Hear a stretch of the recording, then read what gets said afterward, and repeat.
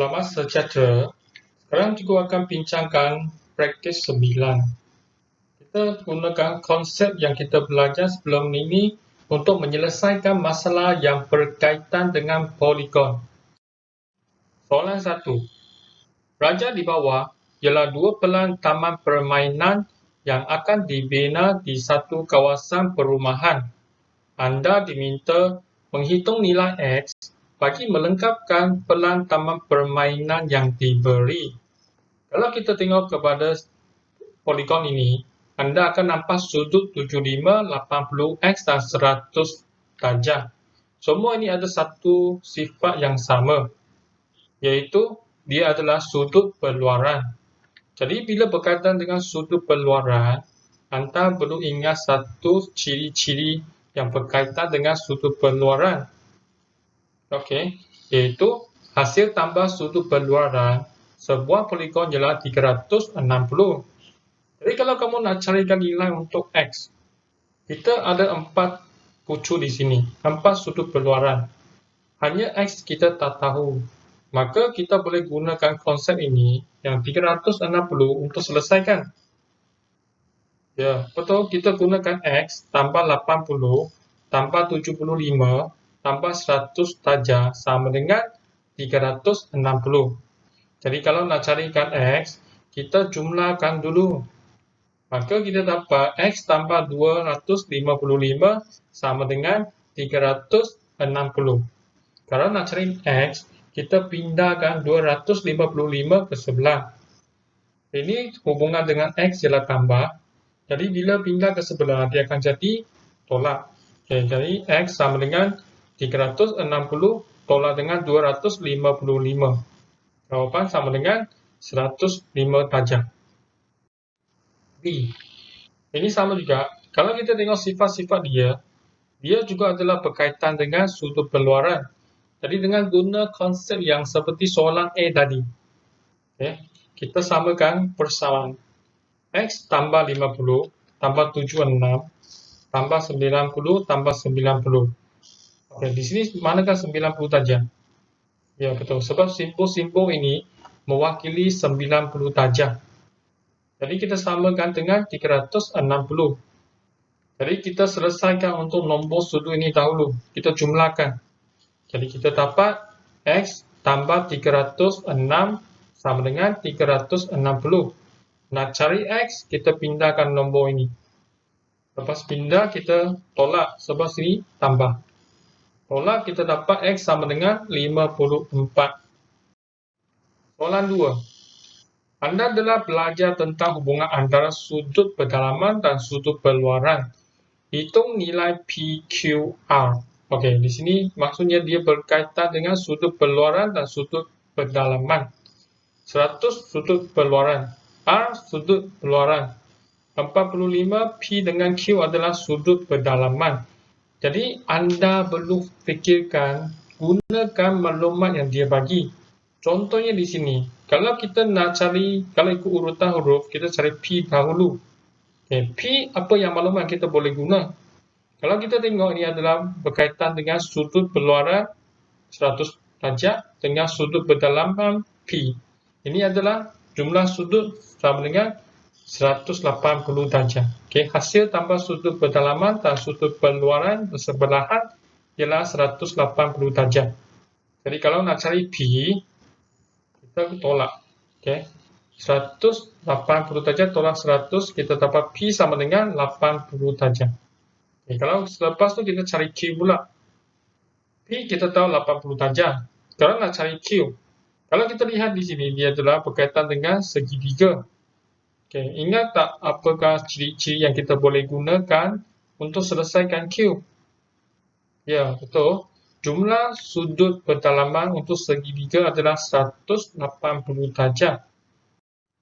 Maka kita bentukkan satu persamaan berdasarkan kefahaman ini, di mana P tambah Q tambah 45 darjah sama dengan 180 darjah. Okay. Dan kita sudah cari P sebelum ni, iaitu 80 darjah.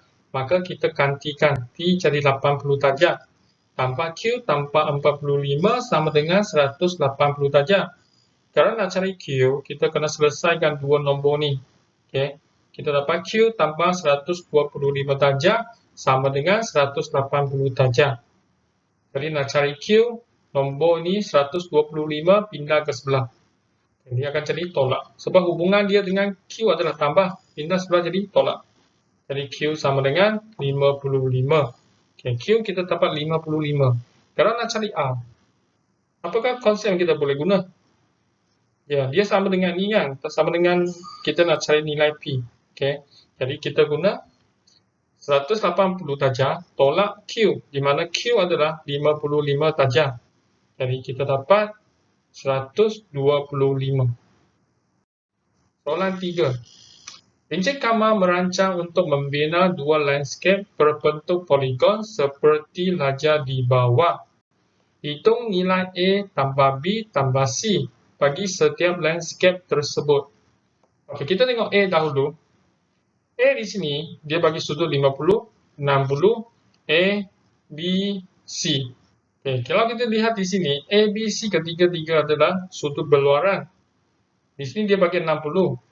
Kalau kita guna konsep 180, kita boleh cari C. Bagaimana dengan A dengan B pula? Ini ada 50. Adakah cara yang paling senang untuk kita dapatkan nilai tambah A tambah B tambah C? Kalau bagi saya gunakan hasil tambah sudut berluaran. Sebab di sini 50, A, B, C adalah sudut berluaran. Maka saya tidak perlu gunakan nombor sudut 60 darjah ni. Saya hanya tunjukkan sudut berluaran ni sama dengan 360. Okay, saya gunakan konsep ini.